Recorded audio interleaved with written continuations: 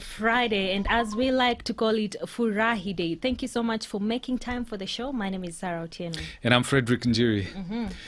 Well, Senate Deputy Speaker Kithure Kindiki is currently on the chopping board as Senate decides his fate. And we'll also...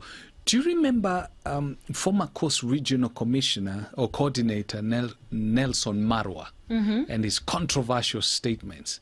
Well, there's a new kid on the block. This is Rift Valley Coordinator George Natembea, and you will not believe some of the statements that he's making. And then I'll also give you my useless stories that don't make sense. I don't think they're going to help you in any way about Cyril Ramaphosa and his face mask. Wow.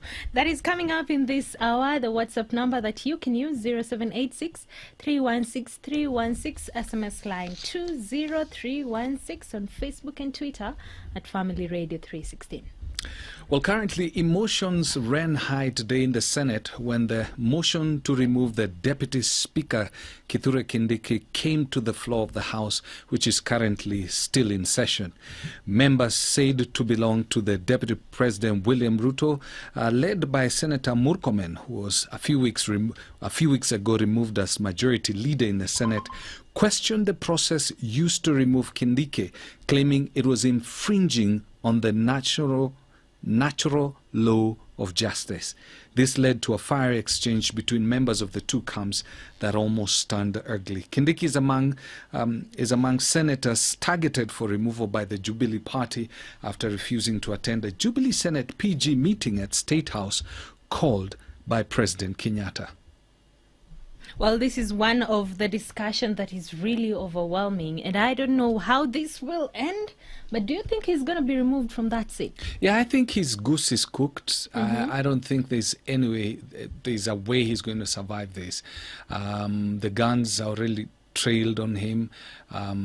Majority of the people, members, senators who are speaking on the floor of the House support the motion. It's only a few people who are in the Deputy President's camp who are against it, because you have ODM, you have Wiper, and then you have members of Jubilee who already support the motion to have him kicked out.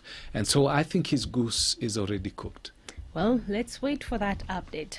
Well, the Ministry of Health has called for the county government of Busia to be vigilant after 7 more cases have been reported in that area in the last 24 hours. 52 new cases have been recorded after 2,567 samples were tested. The total number of new cases now stand at 1,161, as the health CS Mutahi Kagwe said today. Regarding the COVID-19 situation, we have in the last 24 hours tested 2,567 samples, out of which some 52 people have tested positive for COVID-19. This now brings the total to 1,161 persons who now tested positive. The cumulative tests so far are at a high of 55,074. I also want to inform the public that we have discharged another 5 patients who have recovered from the disease. Now, over 11,000 health workers have already been trained by the ministry with the aim of strengthening their sector against COVID-19. 5,000 community workers will also be employed at the expense of the national government, while personal protective equipment called the PPEs will be availed to the practitioners, since local manufacturers can now produce better equipment. Good news is that we are no longer going to import PPEs anymore. Our local manufacturers are now able to produce better quality than those that we were importing before. The issue of shortage will soon be a thing of the past. Additionally, the national government has committed to support county governments recruit 5,000 community support workers in order to enhance their human resource capacity and in order also to create opportunities for our young people, particularly those in the health working sector. This process is at different stages of completion. Once finalized, the counties will have an additional 5,000 workforce at the expense of the national government. I am happy to note that the Machakos County is among the very first ones that have completed this process. I congratulate you, Governor Mutua. Well, the CS was speaking during a visit to Machakos County, and now the governor of that county, Alfred Mutua, has said truck drivers must have the COVID-19 clearance certificate, and if not, they will not be allowed into Machakos County. And I wish to confirm that Machakos health workers have been paid the extra allowance that I promised. So wamelipwa yao, weko sawa as we wait for the program to continue. Kama wewe ni dereva wa truck, na unakuja unapitia Machakos na umetoka Mombasa, sasa tuta make sure kwa boda ya Machakos, kama hauna barua ya kuonyeshana umepimwa na uko negative umetoka Mombasa, hatutakuruhusu kuingia Machakos na kupeleka ugonjwa the rest of the country. Kwa hivyo utakwamia hapo na Well, it's interesting, and I like it that the governor has said if any truck driver, either from Mombasa or this other side of the country, does not have a clearance certificate, then they will not be allowed into Machakos County. That is a good move, and I feel like if the county governments can work with the national government, we might just be able to reduce the numbers. True. I actually listened in to a conversation that ODM leader Raila Odinga had with, I think, residents of Kibra, and he was telling them, you guys, you don't have to take your people back home for burial. Yeah. Because when we do this, we are taking again the disease to guys back home, most of whom are elderly, and we end up getting them to a position whereby, since they are vulnerable, we are taking death to them, so to speak. All right, and Yeah. Kibra today also recorded some 7 more cases, and that is now a place where the government is putting a lot of focus.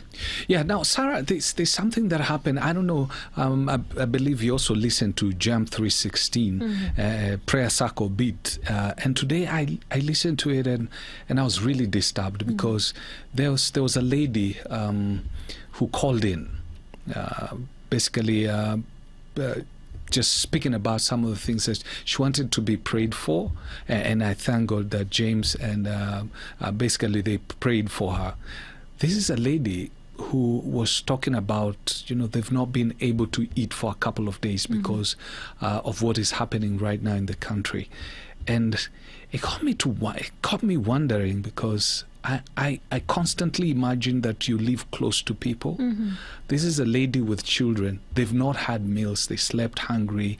And she was calling family media in the morning, read Jam 316, the prayer circle, and saying, I need prayers because I don't even know where the next meal is going to come from. And I thought, during the days of the apostles, you couldn't hear something like this. I mean, people basically cared for one another. I mean, I would call you and find out how you're doing, and we share whatever it is that I had. But now you have people who are sleeping hungry. They don't have food, yet the next door neighbor has so much food that they've eaten, and the remains they're going to throw away. Yeah. I don't know. It's just something I'm trying to... Yeah, and that's a very sad story there. But again, it left me wondering and thinking, could the reason be this pandemic? Is it making people so hard and so cold to our neighbors that we forget to even be our brother's keeper? And I want you to tell me your views. Do you think this pandemic has made people cold that we can no longer look out for our friends and our neighbors? Share your opinion on that, and maybe what do you think can be done during this time to avoid such cases of people sleeping hungry despite the tough economic time? 0786-316316, that is on WhatsApp, SMS line 20316. I just want to know what you feel about this trouble that this mother is going through, and could the reason be the tough times caused by the pandemic?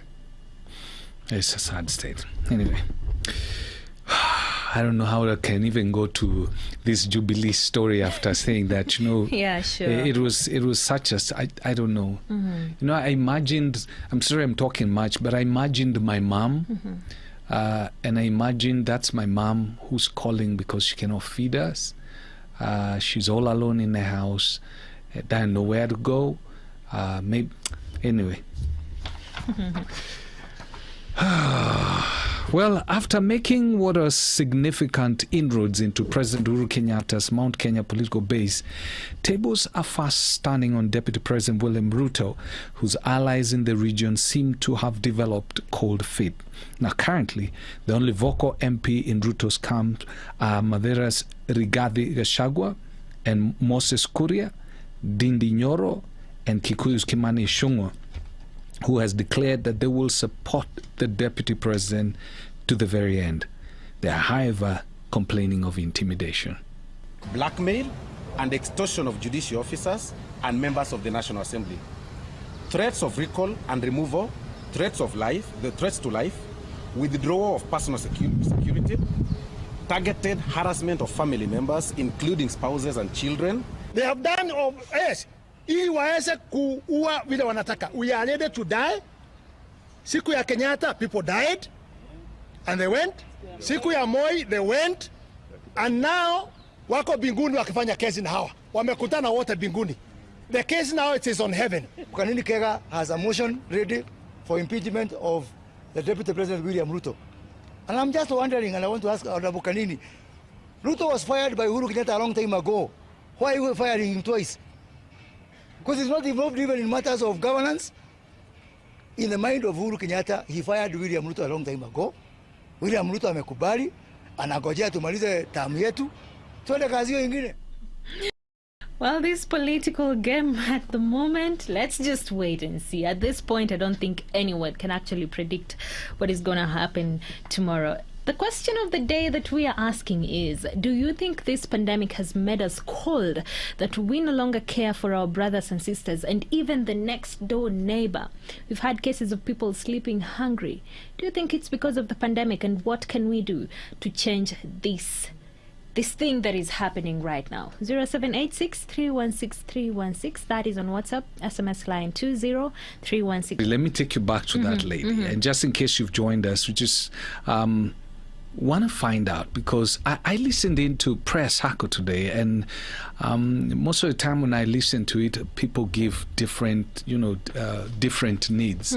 But this one came so close to my heart because it is a lady with kids who was talking about they've not eaten for a couple of days. If I can remember that, either they went to bed hungry yesterday, and the lady didn't know what they were going to do today, at least to get a meal. And my heart melted because I was thinking now, and I try to look at in the past, we are supposed to be expressing our love. We are the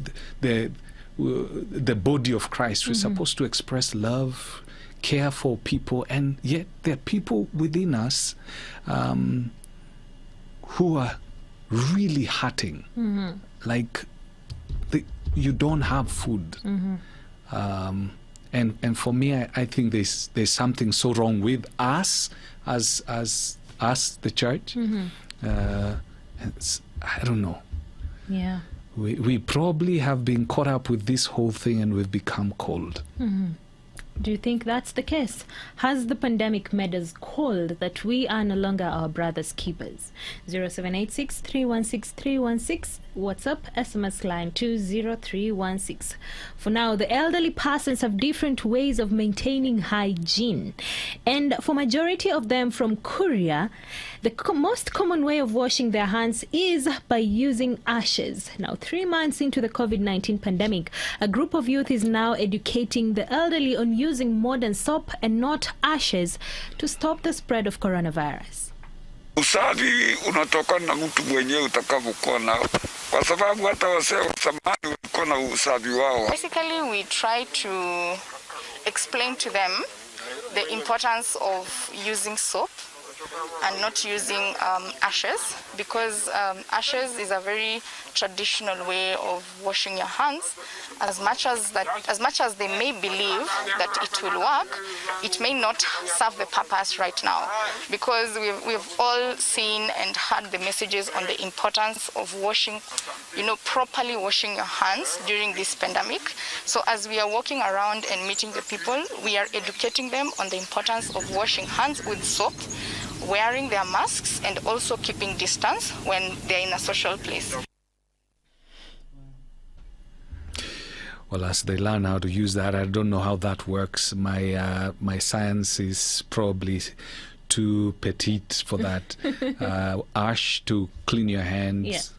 Maybe it works. I don't know. It works, but I don't think it works for COVID. Maybe it's just like the Madagascar concoction.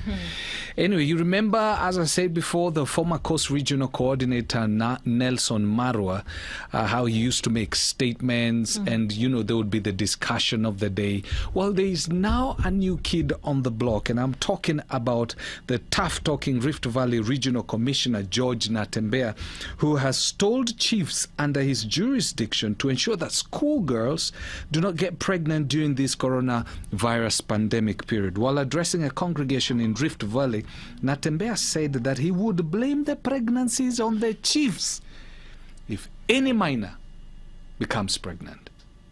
Ambao wanaanza kujiingiza ujanja kwa watoto wasichana. Mimi najua pande hii wanaumwa mnao watoto. Si ndio bwana? Wakale na Wakuria. Kiona kifaranga rika hii, wewe mate na tetemeka na magika hivi, mtoto kidogo hivi. Tutapiga nyinyi. Hata kama iko corona tukipata umekimbia na mtoto, tutakukimbiza. Mlikuwa mnatorokea Tanzania imefungwa. Sio mtakimbilia wapi? Na machifu, mkue chonjo wapi machifu? Msichana akipata mimba saa hii chifu kwa area yako, mimi nitajua hiyo mimba ni yako. Mpaka ile siku mtoto atazaa tuende tufanye DNA. Lakini kabla hajazaa, wewe ndio utaenda kununua, utapeleka kliniki, wewe ndio utapeleka mpaka azae. Wewe. Maana ulikuwa wapi akipata mimba? Ni serikali. Kwa hivyo kamata hii watu kabla hawajafanya makosa. Tumeelewana? Tuchunge watoto kabisa. Bora tutakuwa tunapigana vita hapa ya upuzi tu kwa sababu watoto hawajaenda kwa shule. Tusomeshe watoto wakuja wabadilishe nini? Wabadilishe hii dunia hii. Yeah, I would hate to be a chief in that area. I would really hate to be a chief in that area. That's Natembeya for you. He's speaking his mind. Yeah. Well, on the same topic that I was telling you about, I had an opportunity to speak to a pastor, and I started off by asking him, just took him through what I experienced in the morning, and then I asked him, where did we go wrong as the church? Is it that we're not taking care of one another? Where did we go wrong? And this is what he had to say. I think I can begin by saying that I'm very sorry to hear such a scenario in our time. Yes. And I would like to say that if you read in James chapter 2 verse 26, yes, the Bible is talking about the balance between actions and faith. Yes. And I want to believe that the current church, we have more put more emphasis on faith without action. So our faith is without action. We may be talking too much, talking big, but acting very little.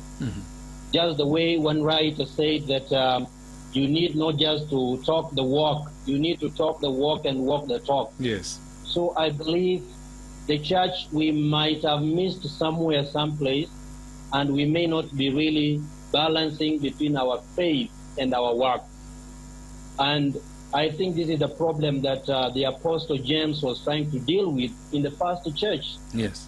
And I think what you have said that was happening in the book of Acts, yes, it has deteriorated this time. And the Apostle James was like, we need to go back to the fundamentals. We need to begin to live our profession. When we profess to be believers, we need to live that faith yes, by action. I've heard many believers say that it is not about works. It is only by faith. Yes. For we are saved by the grace of God. The grace of God doesn't water down what we need to do. Yes. Because faith helps us to walk the talk. Faith helps us to put the word of God in action. And I believe we need to be very intentional as believers. We need to be more practical. We've been so passive for so long that we are just looking at things as they happen. But we need to be more practical. When we preach on the pulpit, we need to take it outside the pulpit and take it to the society outside the church. Actually, the church needs to go outside the four walls of our building.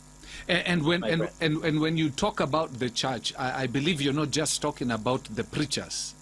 You're talking about, yes.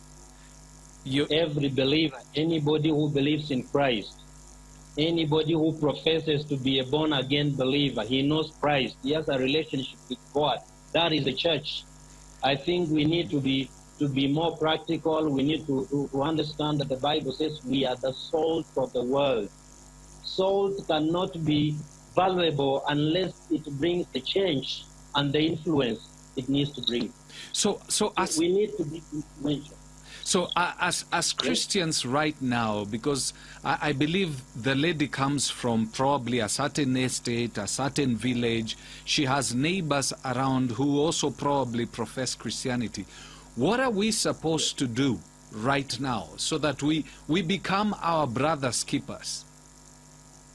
Actually, when you mentioned the issue of becoming our brother's keepers, yes, the verse that came to my mind was the verse in the book of Genesis, chapter 4.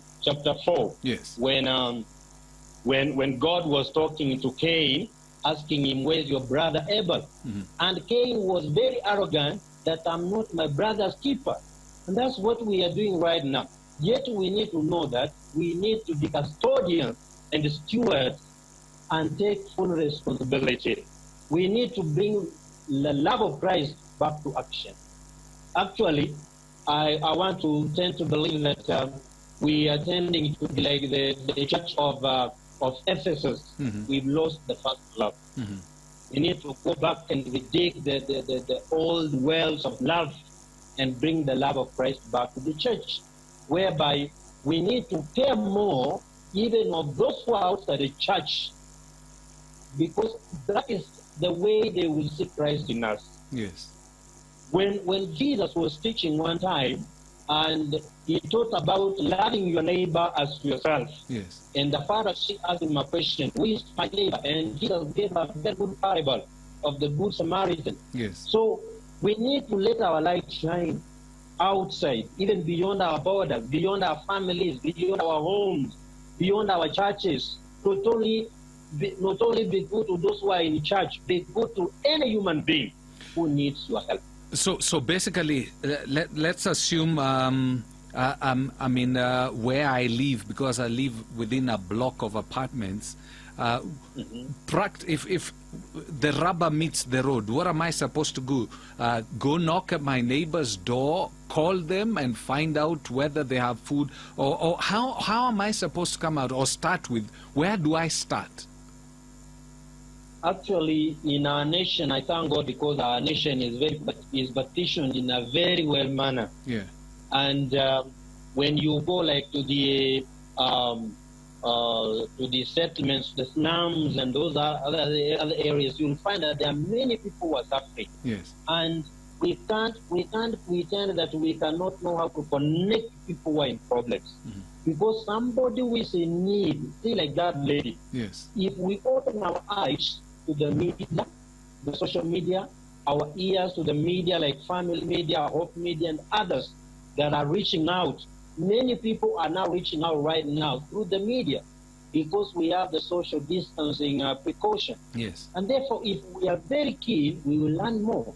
I've gotten very many people reaching out to me through WhatsApp, Facebook, and Twitter, and other media platforms, and I've been able to know so and so is in problem. Yes. And then I remember last time we mobilized our people and other people from around, and we put our money together, Why we were not meeting, but we just connected on social media. We collected money. We sent it to one who was near. Those people were in trouble, Yes. and they bought food and distributed. Yes. I think we can do something.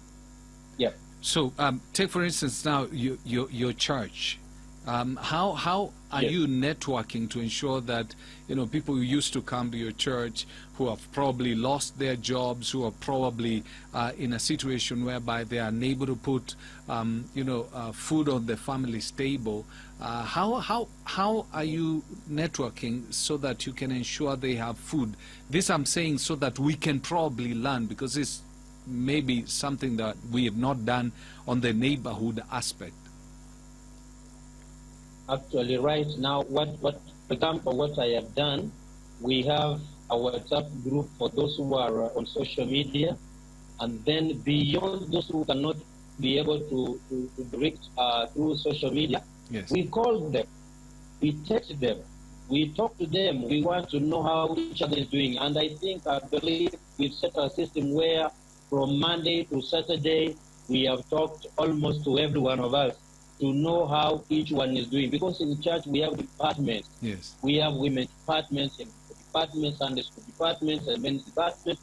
And therefore, in those departments, we have made networks whereby we can connect with each and every one of us and understand where there is a problem, either in their homes or in their neighborhoods, and then we can know what we can do. Okay. That's how we came up with the program that I said we did last time.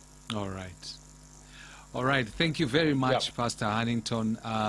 Definitely looking forward to see how we can be able to spread the love of Christ to our neighbors. I will start it with myself, calling just some of my friends and try out some of my neighbors just to find out how they're doing. If they open up, maybe we can be able to help somebody out and show the love of Christ. Can I share one verse before we close? Yes, you. Matthew chapter 6, verse 3 to 4. Yes. The Bible talks about our motive when we are giving. Yes. And then Matthew chapter 25, from verse 34 to 36, it is laying down what we need to do at such a time. Yes. It is very specific, talking about what Jesus said when he told the people who came to him, when you saw me naked, you came and clothed me. Yes. You saw me hungry, you came and fed me. This is the real ministry. This is where the rubber of the ministry meets the road. Yeah.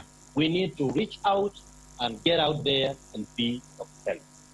Thank you very much, Pastor Hannington. Yes. Okay. Welcome. Asante. Well, that's Pastor Wally Hannington, just basically taking us through what we need to do at this time. Now, incidentally, you've just had a chat with Benjamin of Prayer Circle, and he says it's not just one person. I mean, it's quite a number of people who found themselves in that situation and they need help. And I think this is the most marvelous position and situation period for the Christians to come out and show what love is all about. I mean, talking about going out and talking to people, finding out, first start with Jerusalem, your neighbors, your family, just get to know how they're doing. And if they don't have food, please, let's do something about it. And we have some responses on the question on whether this pandemic has made us cold. And we have Vincent Mulinge from Thika, and he says, I think the pandemic has not made our love grow cold, but has made us show our true picture of who we are. That That's is Vincent. Thank you so much. We have, this is Remy. Remy is saying, it's probably true, and we have grown cold and become unaware of some of the issues that are affecting us, as we are meant to be the hands and feet of Jesus Christ in this season. Thank you so much, Remy, and your request has also been received. We have Paul Brown on Facebook, and he says, I think people have become more generous, like the Macedonia. Like the Macedonia Church. And we also have Jackie. Jackie, asante sana for your message, and I'll get back to you. It is well written in the Bible that our love will grow cold, but for those who believe in the Son of Man, they will be saved. For those who believe like us, we should give support. Thank you so much for your feedback. You did not give me your name. Joseph from Kiserian, you're saying, I don't think the pandemic is making people cold. These are tough times. People are struggling in Kenya. What we should ask ourselves is, what are you as an individual doing to help your neighbor? We should also ask ourselves if it is a matter of giving because of the problem or because it is the right thing to do. I like that. You know, there's a time I got so embarrassed. You know how you look at street kids, they come ask you for money, and you're like, just, you know, you want to just wish them away. And this kid just came and told me, please, nisaidie na shilingi 10. And I told him, Sina, you know, you just close your bowels of mercy because of some experiences that I had in the past. And I thought, wait a minute, let me test this kid. And I told the young guy, wewe nisaidie na 20 shillings. Help me with 20 shillings. Now, this is me asking the street kid for 20 shillings. And you know, that young boy went into his pocket, took out a 20 shilling coin and was giving it to me. And I thought, here I was, man of faith. And it was like Christ had appeared as a street kid, asked me for something, and I'd refused, and then I asked. But it's always a tough line to walk, I guess. All right. We just want to know your views. Do you think the pandemic has made us call that we are no longer our brother's keeper? That is the question of the day. 0786316316. That is on WhatsApp, SMS line 20316. Now let's head over to Rwanda, where robots are now part of the fight against COVID-19 and will help minimize the risk of infection amongst healthcare workers. This is according to the authorities of Rwanda, and the health minister Ngameji Daniel said that these high-tech robots have the capacity to screen 50 to 150 persons per minute and deliver food and medicine to patients' room, capture the data, and also notify officers on duty about the detected abnormalities. In the use of these robots, for 1 month, they will be completely trained. They can use it properly. They can even conduct some maintenance and repair some if there is any problem. So we have a month for training and transfer of capacity. And we are in the process of getting more, like those that will be helping us to disinfect public space where there are so many people arriving. We're in the process of getting them soon. Probably we'll be invited you to come and see. Once we were faced with this pandemic, we started some social protection programs around distribution of food, and UNDP, was quick to support us with building a system that allows for this food distribution effort to be, seamless and easily monitored and managed. Anti-epidemic robot from the UNDP Luanda family. I am ready to start my new job here at the treatment center and other AP centers with my 4 other siblings. Well, as Rwanda deals with AI nurses, India and Bangladesh are dealing with a completely different situation because Cyclone Amphan has hit northern India, eastern India and Bangladesh, where millions are hunkering down in emergency shelters. The massive storm is sparking dangerous hurricane force winds, and authorities are also worried about the spread of the virus, where they say social distancing is now impossible. With winds gust of 190 kilometers per hour. The storm is the strongest to hit the area in a decade. Over 2.5 million people have been evacuated from low-lying areas and have been housed in shelters. There is a shortage of drinking water.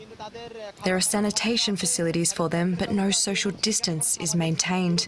For that reason, the fear of the coronavirus spread is persistent there. There are too many people here. It's impossible to maintain social distancing. I am very concerned. We couldn't stay home due to the storm, and here is the tension of corona. I'm just trying to dodge both.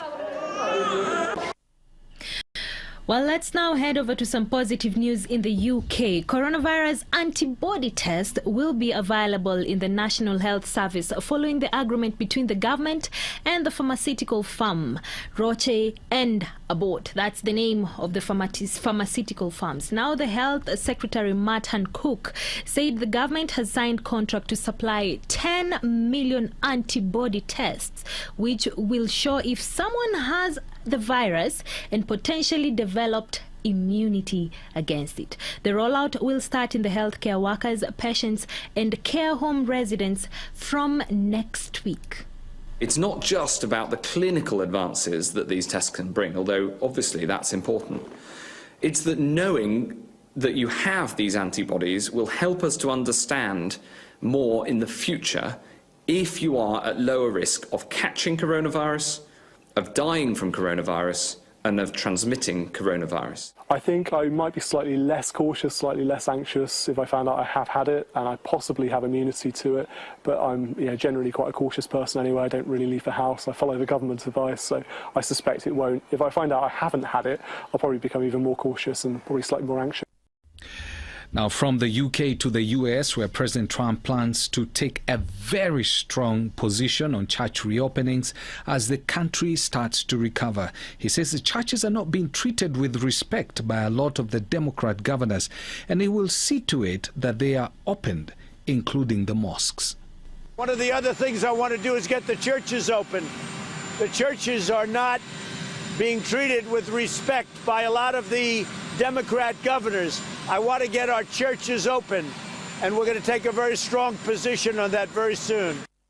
We hope that the churches are going to be reopened in the US, but what about taking care of the measures to prevent the spread of the virus? That is a big question that I think the people of the US should be answering before they move to the next step. Remember, yesterday we carried a story about barbers and doing an open-air barber shop, protesting that, you know what, it's high time our businesses are opened. True. 80,000 people dead in this state, more than. So even as they open the churches, they need to be careful. All right, let us look at some responses. And we have Pastor Simon Kantai. Thank you for the show and good discussion there. COVID-19 has really done us great at one point. Can easily distinguish who is who in terms of hard times. Let's not go far. Even within the born against together relatives, we can easily see the love for one another and vice versa. It has brought out the element of tribalism, enmity among the so-called born again, but still we can show our love and contribution as little as it is. That is Pastor Kantai from Lodo. Thank you so much for tuning in. Remember, we are asking the question, do you think this pandemic has made us cold, that we are no longer our brother's keeper? And what really can we do about it? 0786 316 316. That is on WhatsApp, SMS line 20316. And we also have our friend... his name is Stephen Matu. He texted in and said, Sarah, hata we ukuja na kastori ka useless hivi. Thank you, Steve, for tuning in today. And there's someone else who texted in. If people are not leaving Nairobi, all truck drivers are tested and isolated, and testing done at every county border, then how can we explain the new infections outside the restricted counties? For example, Nakuru has 2 cases now. From where? That is Bonnie Rono from Facebook. And he's really asking a very important question there. And you know what? The CS pointed out earlier that when this pandemic started and this virus was spreading in our country, they were all imported. True. Right now, it is community-based. We are spreading the virus from one person to another in our communities, and that is dangerous, you know. And I feel like it is our behavior, personally, this is my opinion, it's the behavior that we are having that is causing this virus to spread. True. Take, for instance, the case of Kibra, where people moved from Kibera to Siaya, now infecting people in Siaya, Very sad.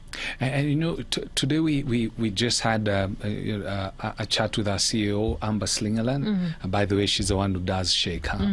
And one of the things she was telling us is the idea of opening. You know, people are staying in rooms with closed doors, closed windows, and you breathe, and the guy on the farthest end breathes in whatever it is that you breathed out. So we are in such an enclosed space. People are not opening windows. So like you know, the very high personality who got infected yesterday, and she's admitted in the ICU. It was more or less the same thing in a room, and so everybody's breathing in and breathing out corona. Well, we have Remy, who is very positive, and he says we'll be able to promote the local Kenyan business industry, especially right now with the personal protective equipment for the healthcare workers, in order to curb the spread of the coronavirus. This is after now the CS said that we will no longer import these PPEs because our local manufacturers can actually produce them. That's good news. Yes, that story you had. Okay, these are some of those useless stories that I don't think will help anyone in the world. Probably put a smile on your face, but in as far as adding value to your life, I don't think so. It's one of those Madhogodhanyo stories that we give. But anyway, here it goes. South African President Cyril Ramaphosa has become an instant social media hit after he struggled to put on a face mask during a live address to the nation to urge his countrymen to ensure they wear masks. Now, in the video, even Ramaphosa's sign language interpreter seems to be baffled by the fact that the president of South Africa is unable to put on this mask. Now, shortly after Ramaphosa's new style of wearing mask went viral, people, including supermarket officials or attendants, started aping their president's style. Watch this.